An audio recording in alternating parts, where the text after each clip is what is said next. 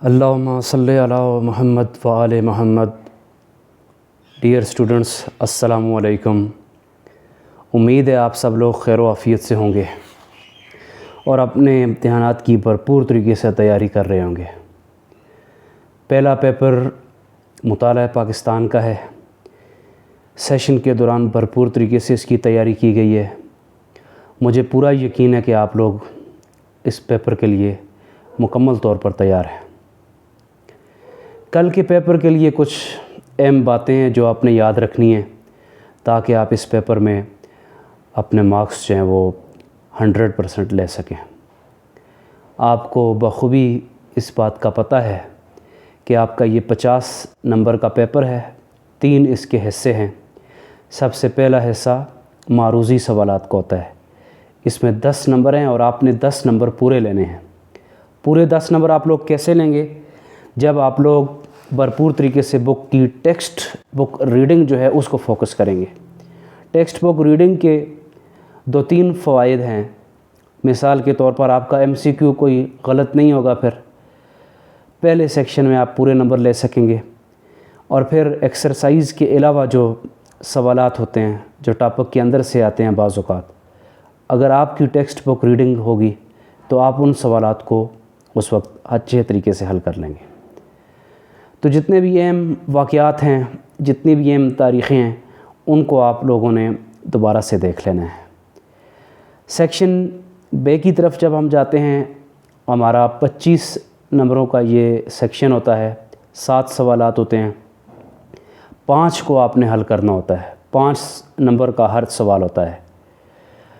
اب آپ نے یہ کرنا ہے کہ اس کو پریزنٹیشن رول کے مطابق سب سے پہلے آپ نے اس کو سیکشن بے لکھنا ہے، اس کو مین ہیڈنگ کے ساتھ انڈر لائن کرنا ہے۔ پھر سیکشن بے ہے آپ کے پاس، سوال نمبر 2 ہوگا یہ، اور اس کے اندر جو بھی حصہ آپ کرنا چاہتے ہیں 1 2 3 4 5 اور 7 ان میں سے وہ آپ نمبر ساتھ مینشن کریں گے۔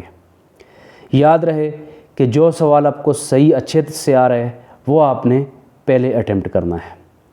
شارٹ کوسچن آپ نے منیمم 4 ہیڈنگ کے ساتھ اور میکسیمم 8 ہیڈنگ پر اس کو ختم کرنا ہے۔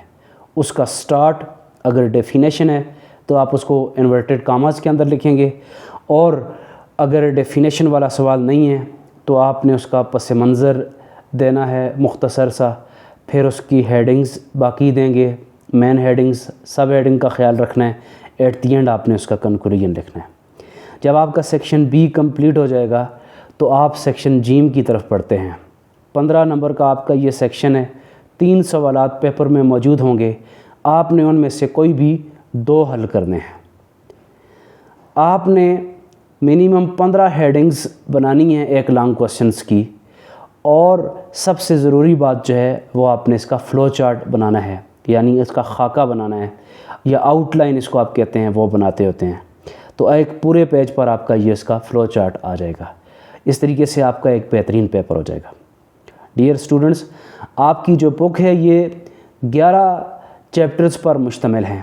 آپ کو میں نے فنگر ٹپس ٹیکنیک بتائی تھی۔ مثال کے طور پر چیپٹر نمبر 1 ہے پاکستان کا قیام۔ تو جب یہ چیپٹر کا نام ہی سامنے آتا ہے تو آپ کو پتہ ہونا چاہیے کہ اس میں قومی شناخت کے حوالے سے ہے، نظریہ ہے، 2 قومی نظریے کا بتایا گیا ہے، علی گڑھ موومنٹ ہے، تحریک خلافت ہے، مسلم لیگ کا قیام ہے، اس کے پس منظر میں شملہ کانفرنس ہے، اور انڈین نیشنل کانگریس کا قیام ہے۔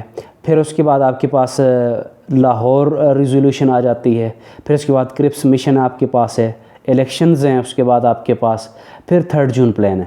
یعنی ایک چیپٹر کو آپ نے فنگر ٹپس ٹیکنیک میں پورے کے پورے کو سمجھ لیا ہے۔ ایسے ہی آپ کے پاس جو بھی چیپٹر آ جائے، چاہے وہ پاکستان کی ابتدائی مسائل کا ہے، چاہے وہ پاکستان کی سرزمین کے حوالے سے ہے، چاہے وہ پاکستان کے حکومتی ڈھانچے کے حوالے سے ہے، چاہے وہ پاکستان کو اسلامی جمہوریہ بنانے کے اقدامات کے حوالے سے ہے، چاہے وہ پاکستان کی ثقافت کا چیپٹر ہے، چاہے وہ قومی زبانوں کا چیپٹر ہے، چاہے وہ آپ کی بک کے اندر قومی یکجہتی کے حوالے سے ہے، یا آپ کی معاشی منصوبہ بندی یا ترقی کا چیپٹر ہے، یا پھر پاکستان کی خارجہ پالیسی ہو، یا آخر پہ پاکستان کے موجودہ مسائل ہوں۔ یہ فنگر ٹپس ٹیکنیک پر آپ کو اچھے طریقے سے یاد ہے۔ بس آپ نے ان چیزوں کو یاد رکھنا ہے، ریویو ان کا کرنا ہے، اور بھرپور طریقے سے اپنا پیپر دینا ہے۔ میری بیسٹ وشز، میری دعائیں آپ سب کے ساتھ ہیں، انشاءاللہ آپ بہترین پیپر دینے میں کامیاب ہوں گے، اور کوئی اس کا پریشر نہیں لینا ہے، ریلیکس ہو کر پیپر دیں۔ وش یو گڈ لک، اللہ آپ کو کامیاب